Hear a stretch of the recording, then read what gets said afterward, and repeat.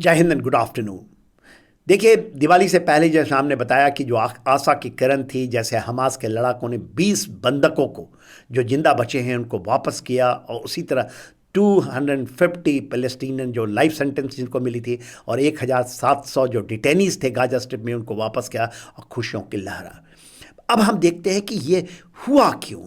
इसके बड़े बड़े बड़े, मैं बहुत डीप नहीं जाएंगे, बड़े में जाएंगे कैसे शुरू हुआ। 7 अक्टूबर 2023 सबको याद है, जो जूइश फेस्टिवल चल रहा था। बेरी कुटुब है, जो कुटुब कहलाता है, कुटुब के अंदर में बेरी है, गांव है जो गाजा स्ट्रिप के एकदम बगल में है। वहाँ पर सुपरनोवा म्यूज़िक फेस्टिवल चल रहा था, क्यों जूइश हॉलीडेज था, उस सेलिब्रेशन का समय होता है ये 7 अक्टूबर। यही अक्टूबर का महीना पूरे के जूइश कम्युनिटी अपनी मस्ती करती है, हॉलीडेज़ मनाती हैं। उस समय वहाँ फेस्टिवल चल रहा था, और किसी को नहीं पता था कि गाजा बगल में ही, शायद वो साथ मिल के रहते थे, भले ही वो एक अलग सा स्ट्रिप था। वहाँ पर अल कासिम ब्रिगेड के जो हमास के लड़ाके हैं वो आते हैं 100 की संख्या में इस सुपरनोवा फेस्टिवल के अंदर में, जो बेरी कुतुब है उसके अंदर में, और कत्लो गारत करते हैं। 378 लोगों को निहत्ते, खुशियां मनाते हुए, बच्चे, बूढ़े, महिलाओं उनके साथ दुर्व्यवहार करते हैं, उनको मार दिया जाता है। और 34 इजरायली सोल्जर्स जो वहाँ पर गार्ड थे वो भी अपनी जानों की कुर्बानी देते हैं।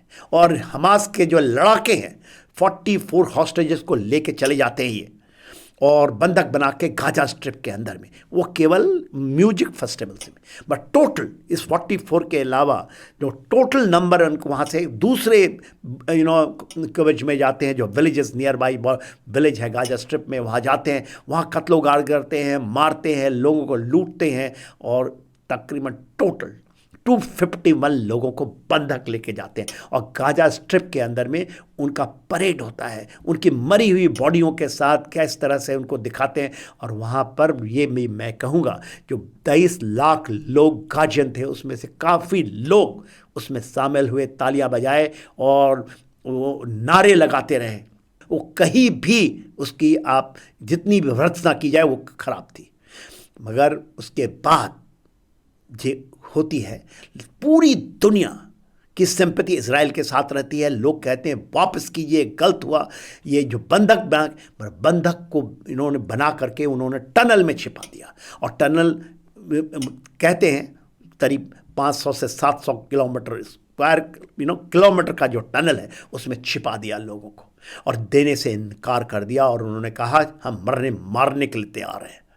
और उसके बाद शुरू होती है इजराइल की ऑपरेशन, आईडीएफ की ऑपरेशंस, और ये शुरू होती है, इसमें कूद पड़ता है ईरान समर्थित हिजबुल्ला, हूती और हमास के लोग। हूती कहता है क्योंकि हमास के ऊपर में ये चीज़ हो रही है इसलिए हम करेंगे, और जस्टिफाई करना चाहते हैं। और ये सारे के सारे प्रॉक्सी हैं ईरान डायरेक्टली इसमें इन्वॉल्व रहता है। तो ईरान के ऊपर में आज जो होती है, आज उसके ऊपर बातें हो रही हैं, तो उसका सूत्रधार ईरान, और उसके साथ 3H, और फिर चलता है aerial offensive and ground operations और ये देखिए 2 साल का समय है, 7 अक्टूबर 2023 से। और उन्होंने थोड़े दिन के बाद जब उन्होंने अपने को पोजीशन में लाए, और पूरी उनकी और पूरी दुनिया देखती रही कि क्या हुआ। टोटल कैजुअल्टी पूरा का पूरा Gaza strip 41 kilometre by 10 by 12 kilometre, उसकी पूरी ध्वस्त करके aerial strikes after aerial strike पूरे खंडहर बना दिया गया है। टोटल पूरा खंडहर है आज के दिन में ये पूरा स्ट्रिप। करीब आप देख लीजिए, यदि आप देखें तो 400 लगभग 400 स्क्वायर 400 स्क्वायर किलोमीटर को पूरा ध्वस्त कर दिया गया। वहाँ के लोग 22 लाख लोग, कभी ऊपर कभी नीचे, कभी डिस्प्लेस आफ्टर डिस्प्लेस। और शायद आईडीएफ का काम करने का उनको भी अपनी, क्योंकि उनको करना है, क्योंकि ये बहुत डडली हैं, खूंखार हैं। उनका तरीका दूसरा हो सकता है। मैं आर्मी को बिलोंग करता हूँ, इंडियन आर्मी को। हम शायद करते तो दूसरे तरीके से करते, हम कोऑर्डिनेट सर्च करते, शायद इतनी कैजुअलिटी नहीं डालते। गाजा के अंदर में टोटल कैजुअलिटी इनके 62,614 किल्ड हैं, 17,492 बच्चे हैं उसमें, और 14,222 मिसिंग हैं। तो टोटल आप देखिए, और उसमें जो उनकी वुंडेड हैं, जिनको घायल हुए हैं, 1,11,588 आज के दिन में बात कर रहा हूँ, वुंडेड हैं। और वेस्ट बैंक में यदि आप लेते हैं तो 905। वेस्ट बैंक में भी इजराइल नहीं गया। क्यों कारण था, सेम लोग, हमास के समर्थक लोग वहाँ पर, फिलिस्तीनियों का जो काम हुआ है, और उसमें 181 चिल्ड्रन हैं। लोग 7,370 वुंडेड हैं। हमास की जो संख्या, जो इजराइल कहता है आईडीएफ, 20,000 हमास के लड़ाके मारे गए हैं, ये इजराइल का है। हमास कहता है 6,000। और आईडीएफ की कैजुअलिटी यदि आप देखें, जो इजराइल डिफेंस फोर्सेस की, 913 मारे गए हैं, 6,299 वुंडेड है आज के दिन में। 38 इजरायली सोल्जर ने सुसाइड किया है। मैं अंडरस्कोर करता हूं, क्योंकि क्या वो भी शायद इन चीज़ों को देख कर सहन नहीं पाए। उसका कारण वो क्या हो सकता है, 38 आईडीएफ सोल्जर सुसाइड किया है उन्होंने।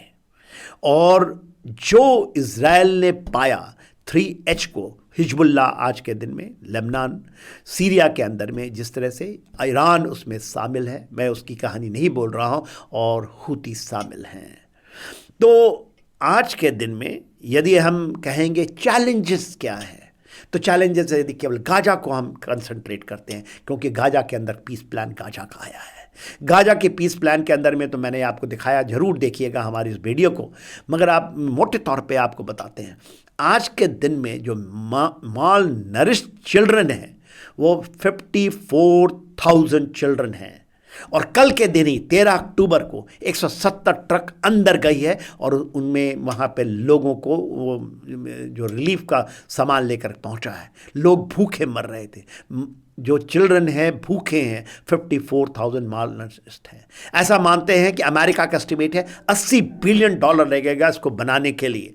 यदि 14 साल लग जाए एक एस्टिमेट के अनुसार, तो केवल वहाँ के खंडरों से, जो खंडर बना है उनके रेबल को हटाने में, उसके जो वहाँ पर वो है मलबा है, उसको हटाने में 14 साल लगेंगे। एक रफ एस्टिमेट के साथ कि यदि आप वॉर फुटिंग के अंदर करते हैं तो 10 साल लग जाएंगे, 2035 तक फिर से गाजा स्ट्रिप 400 स्क्वायर किलोमीटर के में उसी शेप में लाने, या उससे बेटर कंडीशन में। एक एस्टिमेट है कि यदि स्लो प्रोसेस हुआ, यदि इसमें हिंड्रेंस हुई, तो 7 दशक लग जाएगा। 70 साल उसको उस पोजीशन 2022 के पोजीशन में आने में लग जाएगा। और जो आज के दिन में सबसे बड़ा चैनल है, जो इसके अंदर में जो पीस प्लान का जो सेकंड फेज है, सेकंड फेज में हिजबुल्ला, हमास के कितने लड़ाके हैं किसी को नहीं, कोई कहता है 2,000 हैं, कोई तो कहता है 20,000 फिर पहुंच गए हैं। तो कितने हैं किसी को नहीं पता, हथियार कितना है किसी को, उनका है कि सेकंड फेज में अमेरिका, इजराइल का कहना है, not a single arms will be left with Hamas. उनको एमनेस्टी मिलेगा, फेज 2 यही है। क्या हमास अपने हथियार को देगा?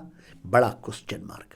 ये 2 दिन 3 दिन के अंदर पता चलेगा। क्या वो छिपा ले जाएंगे, बचा ले जाएंगे, फिर से चीज़ें शुरू होंगी? मगर अभी उनका जो बिगेस्ट बार्गेनिंग पावर है वो तो खत्म हो चुका है, हॉस्टेजेस। तो देखिए, लंबा समय है, आगे की कहानी लंबी है, चुनौतीपूर्ण है, और मेरा तो यही है कि cross the finger and Hamas को सद्बुद्धि दें, डिसार्म हो और एमनेस्टी लें और शांति से रहें। जय हिंद।